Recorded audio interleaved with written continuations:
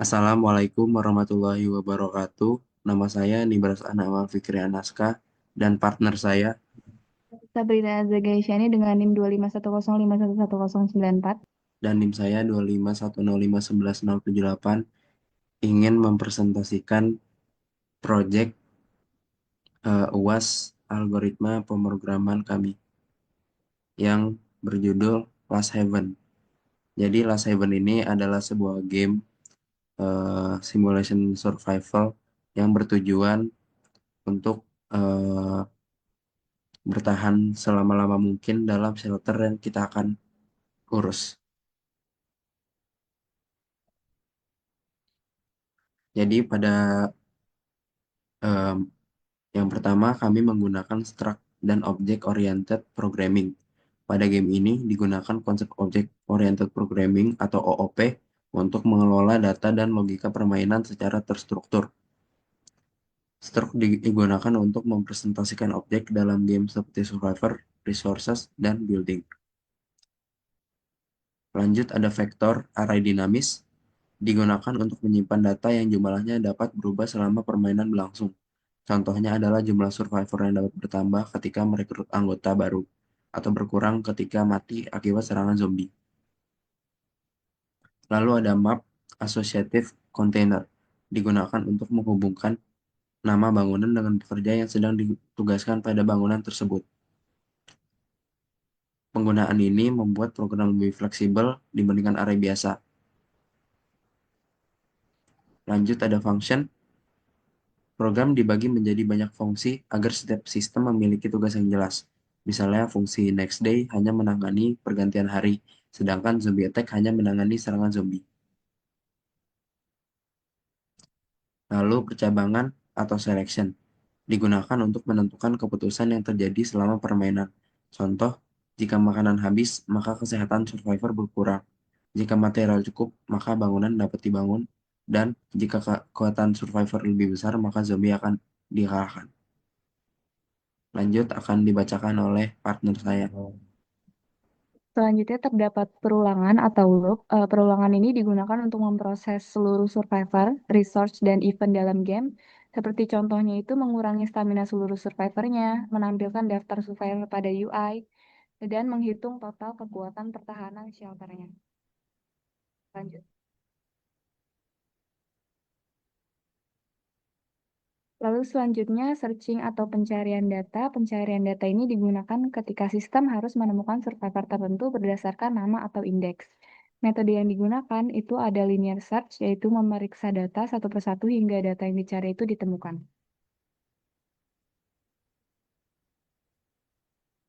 Lalu ada random number dan probabilitas. Survivor baru memiliki statik yang berbeda.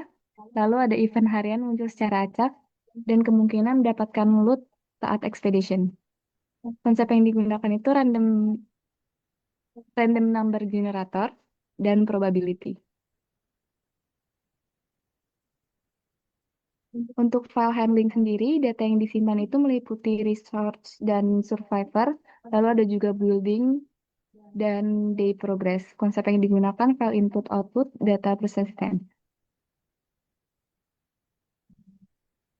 Pada string processing, string yang digunakan itu untuk mengelola teks dalam permainan seperti nama survivor, nama bangunan, event log, dan juga pesan notifikasi. Konsep yang digunakan itu ada string manipulation, concatenation.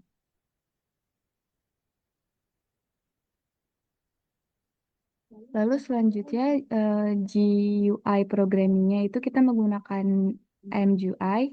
Game ini menggunakan library MGUI untuk membuat antarmuka pengguna. GUI ini digunakan untuk menampilkan resource-nya, menampilkan survivor, menampilkan building, menjalankan expedition, menyimpan dan memuat game.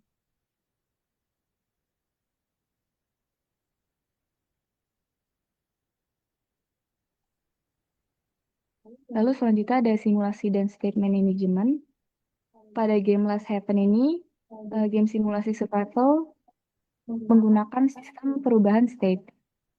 State yang berubah setiap harinya itu meliputi research, survivor, building, progres konstruksi, dan serangan zombie.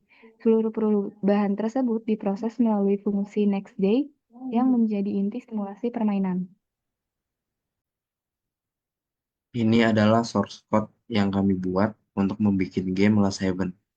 Yang pertama ada game.cpp yang berisi perintah-perintah yang berfungsi untuk membuat gamenya bisa jalan. Di sini terdapat 2590 baris kode. Lalu ada game.h yang berfungsi untuk menyimpan perintah-perintah yang ada di game CPP. Bukan perintah, yang menyimpan eh, informasi berguna, yaitu yang bisa dilihat di sini seperti integer, terus ada boolean, lalu ada string. Intinya menyimpan-menyimpan seperti baris kalimat atau angka atau perintah juga ini dan lain-lain. Langsung main.cpp yang berfungsi sebagai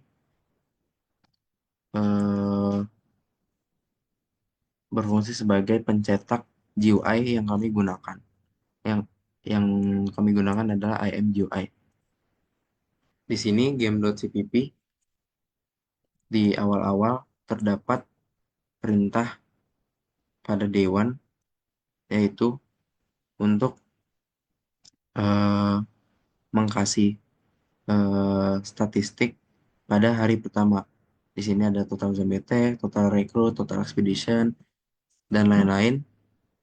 Dan di sini ada untuk memberi resource pada awalan game.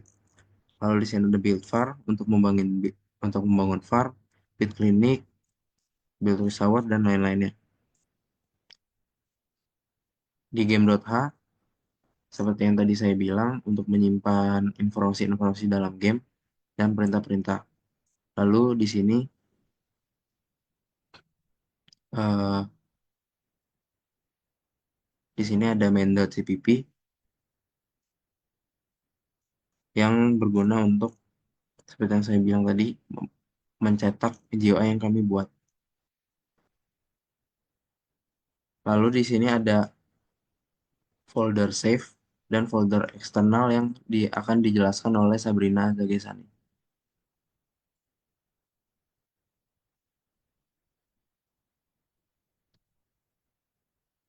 Untuk folder pada eksternal ini, karena kita menggunakan GUI-nya UnGUI dan kita menggunakan juga library-nya dari GLFW, seperti yang bisa dilihat di include dan bagian glade-nya itu ada glade edge, itu merupakan file header dari C++, lalu juga ada resource-nya dari glad.c.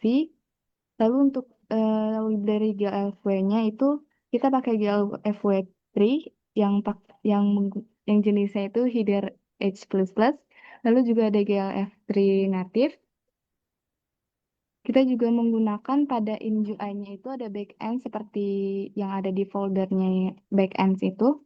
Ada mconfig, mgui demo, mgui draw. Itu gunanya untuk menampilin visual-visual yang tadi dibutuhkan oleh gamenya. Ini sekiranya itu aja. Mungkin itu saja yang kami bisa tampilkan dan kami bisa presentasikan untuk source code. Lalu kami akan lanjut ke demo. Lanjut. Lalu kita langsung aja demo yang diwakilkan oleh partner saya, Nibi. Baik, mari kita demo.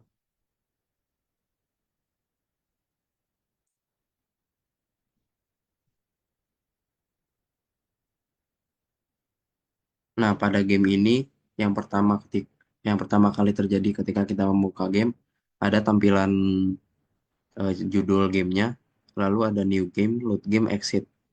Nah, new game ini eh, jika pemain ingin membuat game baru. Kalau load game ingin mengeload game yang sudah kita mainkan. Nah, kalau exit ini untuk mengexit game ya. Lalu yang pertama kita akan mencoba new game. Nah, new game karena ini baru, maka dimulai pada day 1. Lalu di bawahnya ada resources, food, medicine, material, dan ammo. Lalu terdapat tabel survivor. Di sini pertama kali akan dikasih 5 survivor yang sudah dibuat sedemikian rupa agar backgroundnya minimal ada satu dokter. Lalu di sebelahnya ada statistik masing-masing survivor. Ada health, moral, energy, combat, intellect, work rate. Lalu ada skillnya, strength, agility, shooting, cooking, engineering, dan scavenging. Lalu setiap survivor juga bisa di-assign job. Misalnya Nora, kita akan melihat backgroundnya dulu dokter, karena dia dokter, akan kita assign job yaitu medik. Lalu di event log, karena kita sudah mengganti jobnya menjadi medik, akan terlihat di sini. Lalu ada building. Building ini sangat banyak, tapi yang kita bisa bangun adalah farm di awal-awal karena material sedikit. Semakin ke bawah, mungkin akan semakin banyak materialnya. Kita coba farm. Kenapa ini tidak bisa? Karena tidak ada builder. Jadi kita harus mengassign job salah satu survivor kita menjadi builder. Kita lihat di sini backgroundnya student, dokter, dan scientist. Menurut saya yang paling cocok untuk builder adalah student karena masih bisa belajar. Kita assign job builder. Nah, karena kita sudah mempunyai builder, farmnya akan langsung di construct. Di sini perlu 2 days, maka kita akan eh, mengklik tombol next day 2 kali agar buildingnya selesai. Nah, setelah selesai akan terdapat beberapa statistik, yaitu level, food production, next levelnya jika di-upgrade akan memperoleh berapa banyak benefit, lalu ada upgrade cost, ada current material yang kita punya, lalu deskripsi yang akan dilakukan oleh building tersebut. Di sini ada assign worker, no worker assign, karena pada farm itu mengharuskan kita untuk mengassign worker untuk menjaga farmnya. Di sini, nah di sini tersebut there are no survivor with suitable jobs. Ini ditampilkan karena pada saat ini kita tidak mempunyai farmer. Jikalau kita menggantikan misalnya salah satu survivor kita menjadi farmer, di sini langsung akan muncul karena Zoe adalah farmer. Langsung di assign worker. Di sini adalah plus 5 per day. Di sini foodnya 52. Karena survivor per hari akan menghabiskan satu food per survivor, maka dengan logikanya akan stay 52 karena dipakai 5 dan menambah 5. Di sini ditambah 54 karena mungkin ada suatu kesalahan, tetapi seharusnya 52. Lanjut, di sini juga ada sistem rekrutmen eh, survivor acak. Jadi setiap hari akan ada kesempatan beberapa persen. Nah, seperti ini bukan rekrutmen, tetapi ada fitur yang namanya zombie attack alert, yaitu ketika di mana eh, shelter kita akan diserang oleh zombie. Di sini kita lihat zombie powernya berapa? 177. Nah, berarti kita harus memilih anggota kita agar jumlahnya lebih dari 177. Misalnya saya pilih 3 survivor ini. Nah, resultnya victory karena defense power kita lebih tinggi daripada zombie powernya. Di sini ada bonus juga, ammo, resource kita tadi yang di awal. Nah, di sini ada detail reportnya, continue. Lalu di sini ada expedition. Expedition ini seperti mencari resource. Kita lihat di sini ada junkyard. high material, medium food, low ammo. Berarti Jangkir ini memfokuskan di pencarian material. Lalu ada supermarket. Kalau supermarket memfokuskan pencarian makanan. Yang terakhir military base, pencarian ammo fokusnya. Lalu di sini ada kita bisa memilih berapa berapa survivor yang kita ingin tugaskan untuk expedition. Maksimal di sini adalah 5 untuk satu expedition. Jadi misalnya kita ingin memilih 3 berarti akan memakan waktu 3 hari. Di sini akan ada combat power, scavenging power berapa, dan estimated loot. Di sini ada sukses chance juga. Semakin tinggi orang yang ikut, maka semakin tinggi juga sukses chance yang akan ditampilkan. Misalnya kita memilih 2 orang, di sini akan langsung menampilkan 2 survivor yang sedang expedition. Nah, ketika expedition sudah selesai, akan ditampilkan seperti ini. Ada food found berapa, material found berapa, dan ammo found berapa. Di sini successfully ratingnya poor karena jikalau sedikit resource yang kita dapatkan akan semakin jelek ratingnya. Dan sebaliknya, jikalau semakin banyak ratingnya akan bagus. Lalu di sini saya akan mencari eh, fitur rekrutmen otomatis. Nah, ini dia. Ini Survivor Found. Nah, pada pop-up ini akan ditampilkan Sebastian, yaitu survivor yang ingin singgah di shelter kita. Di sini kita bisa lihat backgroundnya apa, current jobnya apa, health moral energinya berapa, combat intellect work rate berapa, lalu skillnya ada apa aja dan berapa saja. Lalu trust score ini eh, ketika kita mengambil survivor baru tersebut bisa mengaktifasi event yang ter apa tidak terduga. Jadi misalnya mencuri makanan atau membunuh teman-teman kita dan lain-lain. Misalnya kita accept di sini, maka akan langsung masuk di tab survivor. Seperti itu. Untuk building sendiri, upgrade-nya juga bisa langsung ketika kita sudah mempunyai material yang cukup. Coba kita ini lagi. Nah, ini muncul lagi sekarang Benjamin, background police officer, age-nya 31, dan lain-lain. Kita accept, maka akan langsung di sini. Dan fiturnya lagi ketika kita memilih beberapa orang pada expedition, ketika ada zombie attack, misalnya saya memilih 5 orang terlebih dahulu, dan kita cari zombie attack. Nah, di sini kita lihat akan terdapat label expedition. Ini tidak bisa dipilih karena mereka lagi expedition, jadi kita hanya bisa memilih Nora dan Zoe doang, yang namanya masih putih, bukan abu-abu. Dan kita lihat sini, nah ini defeat karena eh, defense power kita kurang, karena kita ada beberapa orang yang sedang expedition, seperti itu. Mungkin itu saja. Lalu di sini kalau ada expedition, ada pop-upnya, ada tulisannya di sini, expedition in progress, team size berapa, day remaining-nya berapa, dan location-nya ada di mana.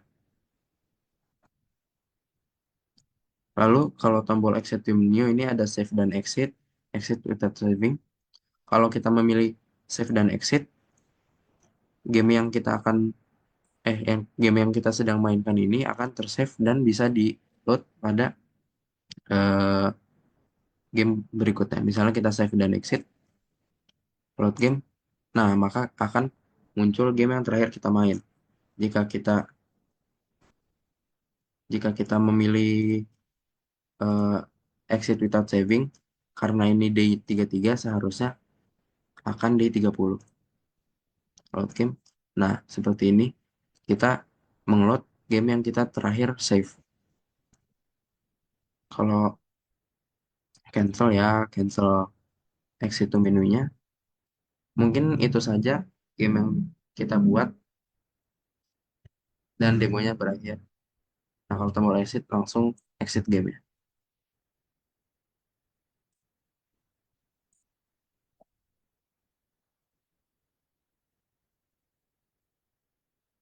Lanjut, kesimpulannya akan dibacakan oleh partner saya, Sabrina. Jadi kesimpulannya itu pada game Let's Haven Endless Survival telah menerapkan berbagai materi algoritma pemrograman berdasarkan analisis source code-nya. Sekitar 90% materi pemrograman dasar dan struktur data ini telah diimplementasikan dalam sistem dan fitur yang telah kami buat.